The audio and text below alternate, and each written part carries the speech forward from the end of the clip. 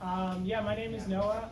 I'm new to game dev. I'm a self-taught programmer and 3D artist. My day job is running a climate simulation company with my wife and my father. And I would say at night I'm a rogue game dev, but it's actually in the early mornings that I get to work on this. Yeah, and I've only been working on it in earnest, I would say, for the last 2 months. This is sort of like a passion project that I've had in my mind's eye for like a long time. It's a genre mash of different things.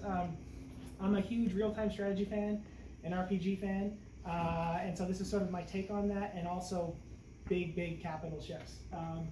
I find in a lot of video games, capital ships are usually window dressing or they're environmental pieces, but they're like main units in this game.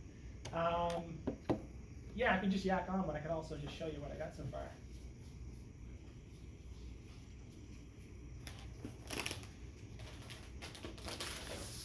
So the game is in first person. Essentially, your character, the commander or the admiral, exists in the game world. So you can walk around the bridge here, and I'll just take you to the front. So your ship is roughly 2.5 kilometers long. It's really big. That's provided some technical issues, which I've just recently solved. There were some floating point precision errors that I was getting with both rendering and logic. But that's all been sort of fixed with some magical origin shifting techniques that I've implemented. Oh. I got some spatial audio in here for the engines, which you'll hear. Ooh, not bad. Nice. Yeah. So these are all units that are under your command as Admiral. So I'm just in the early process of doing combat now. Essentially, navigation was a big headache because there's several separate. They're not multi-threaded, but there are separate simulation layers running. There is the render layer that we exist in, which is essentially your capital ship always exists at the world origin. And then there's a simulation layer that exists where everything's sort of moving around and then gets origin shifted to this. And then there's this holographic map that you see here, which is its own layer that has to talk to all the other layers as well. So clicking on a unit and moving it has always been a little bit of a headache, but I think I have a lot of base classes like written in the program, so it's a lot easier to just make more units. But without further ado, I'll show you the real-time strategy stuff. So this is where it gets kind of like Supreme Commander. This is a big map. This is 80 square kilometers. Sorry, 8 square 80. 80 square kilometers. Criminy. That's, Yeah. That's quite a bit of land there. Yeah. I did some tests and some math in my head, and 80 square kilometers works for the physics layer if you're doing a real-time strategy game. It might get a little wonky near the edge of the map if you're doing a first-person FPS game, but it's actually not too bad. I've done some collision tests near the edge. So essentially, it's a space combat, atmosphere combat, and ground level combat strategy game. The units that you deploy are from within your capital ship. So if I zoom in here, you'll see these sort of bays here. That's where your aerial units, like the dogfighting units, will be, and also some of the land units that you deploy. And they'll come out of the hangar here. So yeah, I have some of that prototype, but nothing connected yet. So it's just the capital ships. But I'll show you how you can navigate. So you can hover over a unit, and you get buffs and stats. And this shows the captain, so you can see him right here. This is Beaumont. He's my bull guy here. So then you can highlight other units that are under your command and get their buffs and debuffs and all that stuff, all that information. But let's click on our guy here, and let's fly him again underneath the guy that passed us. So I've been adding some sound effects. You heard the creaking of the ship as it was turning. I haven't got the engines engaging yet, but there are passive spatial sound effects for the engines for the other units. They do move pretty slow. That's just essentially to get a sense of scale. I've played a lot of, well, there's not a lot of other games like this, but I've played a few, Battle Group VR being one I'm a huge fan of. But the capital ships always moved around too fast, which you lose that sense of scale. If you've ever watched Star Wars, which I'm sure everyone has, Star Destroyers are pretty slow and lumbering. So, for example, in this game, you probably want to scout ahead with fighters, which I don't have to show you. I'm still working on. And I can actually chain waypoints now, so I can either move them, or I could basically make a path for him to sort of patrol. And you're going to hear the engines from the other ship here. Oh, nice. And at the same time, it's a role-playing game. So I only have this gentleman here modeled out. I modeled him in VR. I enjoyed that so much more than doing it on my Wacom tablet. What did you use for the VR model? It's been 6 months since I modeled this guy. Like I said, it's an idea that I've had for a while, but I've only been programming it for the last 2 months. It's an app that you can get for the Quest 2. I forget the name. Mesh something. I'll have to share it on Discord. I'll follow up with you later. Yeah. Anyway, yeah, all the characters are going to be modeled like him. People ask on Reddit all the time, why do you have a bull flying a ship? That's the Star Fox inspiration there. So they're all going to be anthropomorphic animals. And right now I have a lot of these sort of Mixamo models here just as placeholders, and they're just running errands and all that stuff. And they'll react to your commands that are being issued, and also explosions outside of the bridge and all that stuff. So yeah, this is sort of where the RPG mechanics kick in. Obviously, they're aligned to the faction that you're playing, but they all have their own motives. If you're, if a character's more empathic and you're more cruel as an admiral, they'll start to dislike you or even move towards mutiny. The whole idea is essentially to keep your crew happy so they can give you buffs. Morale, in other words. Morale, yeah, essentially, yeah, which can turn into buffs. You don't mind me asking, so I'm assuming you're going to be an all furry crew, right? Sorry, what was that? Is this going to be a furry game, right? Or at least all the characters are furries, right? Well, yeah, sort of. I mean, it's as much of a furry game as Star Fox is. Okay, so, well, yeah, it's really more. Well, it's whatever you make it, I guess. I'm just sort of going after the Star Fox puppets. Anyone remember the box art for Star Fox, the original one? Yeah. It's exactly what I'm going for here.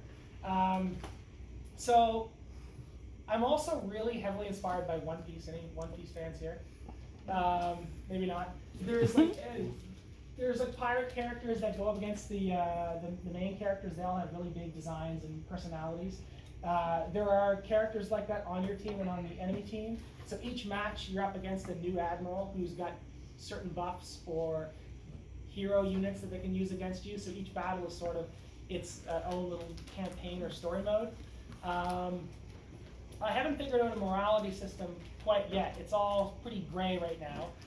But essentially, if you waste your time, fighting someone that outguns you or has more units than you, your crew will get a little mad. If you send units to their death, they get really mad. If you perform well, they're happy and they'll give you additional morale buffs and all that stuff. So yeah, this is all sort of like placeholder text here that gives a little bit of exposition. I won't get into the story right now. I haven't actually programmed how to exit out of this. That's using those little code things on the. Yeah. On one hand, this is A, very impressive, and B, maybe a little too ambitious. Is this your first game? It is, yeah. You can eat an elephant one bite at a time.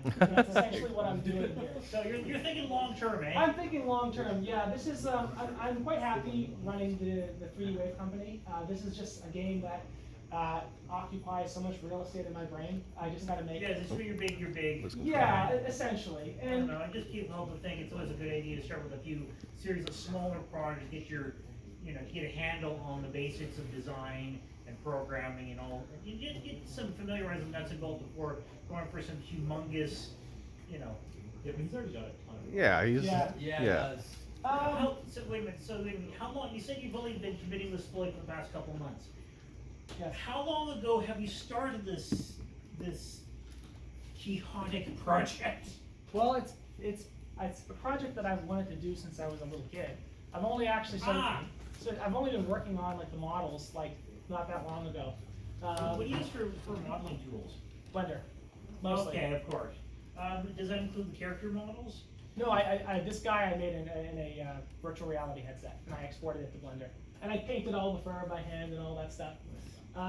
Yeah, you know, this is definitely one of those like projects where someone would say, did you bite off more than you can chew? And I'll joke, absolutely I did. But the thing is, it's sort of, it's bringing together everything that I'm already doing in a career sense, like programming. I do a lot of 3D technical animations, where I did anyway before the climate change stuff, for industry, so I got a handle on the designing and all that stuff. It's just, I pick away at this when I get a chance to.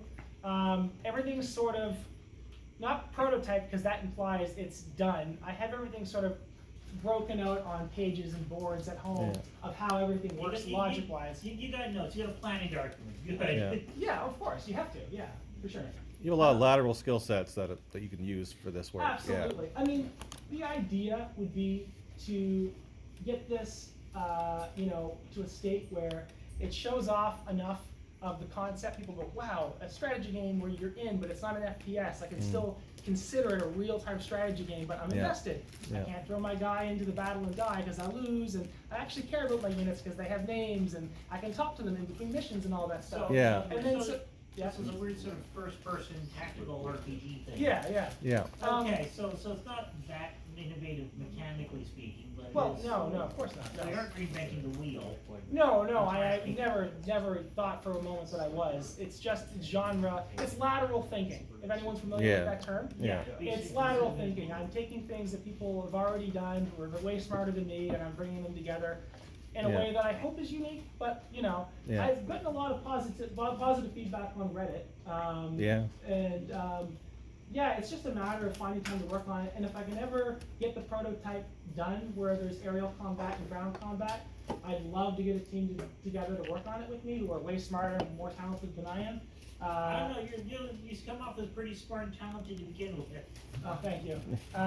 But yeah, it's just, right now, it's this dream project that I have, and yeah, I love working on it, and I'm glad that people like seeing it online. No, that's great. I absolutely love going on Discord and sharing all the little boring stuff and seeing other people's games and all that stuff. So you got featured in a reel clip thing too. It was, I put an update on Reddit, and then I remember saying to my wife, I'm like, you know, it'd be really cool to wake up one day and see this on YouTube. And it literally happened the next day. And I screamed so loud that my wife thought I fell. Oh, no. And she was like, for like at least 5 minutes, kind of frustrated because I'd startled her, but then we sort of basked in it at the same time. I have a lot of fun. They noticed us. Basically, yeah. No, that was really cool. I love the idea of having the planes scout out. Yes, Were you thinking about having some kind of logistics system? So like trying to get supplies up? Yeah, so I have a friend that I'm working with on the game design, and we're actually thinking about doing this kind of like a roguelike for progression, in the sense that you're not building units and bases, but you're accruing resources and upgrades and units. And that's sort of really a typical real-time strategy game. Yeah, but without harvesting ore on a planet or whatever. It's just, you know, you're essentially maybe salvaging wreckage. I haven't decided yet. Actually, salvage would actually be good. Yeah. That would be good to incorporate. Like every time you come across like some dead Hulk, you can just start, you know, send a salvage team to it and start, you know, harvesting it for parts. Yeah, that's the idea. Or intercepting, I don't know, maybe some vessel transporting goods or something, sort of like a pirate. Maybe that affects the morale of the crew. Maybe they don't like that. Or if it's aligned with an enemy faction, maybe they do like it. It's so privateer mechanics. Yeah. I mean, of course, you probably heard the song, but I'm talking about, like, you know, how the background. I mean, for the rest of you might want to know, but privateers were effectively officially sanctioned pirates. Yes. Basically, you could be, or rather, a pirate on a government payroll, really. Effectively, you got a letter of marque that allowed you to raid enemy ships. Not to say that they were completely stuck to their intended targets. Mine, but you know. Sorry, thanks. I guess that's all for me, guys. I don't know the time, but yeah, if you want to talk later on Discord, I'm usually on. I let the notifications go to my phone, and I can try to respond pretty quickly. But yeah, thanks for letting me show you my game. Thank you for showing. Oh. Noah, is there a name? I don't know if I picked. Do you have a name for the? Yeah. Game? Yeah. Yes, it's Full Scale Invasion, but Okay. the Command and Conquer kind of CNC is FSI. Okay. Yeah. Cool. Thank you very much. Thank you. So what would you say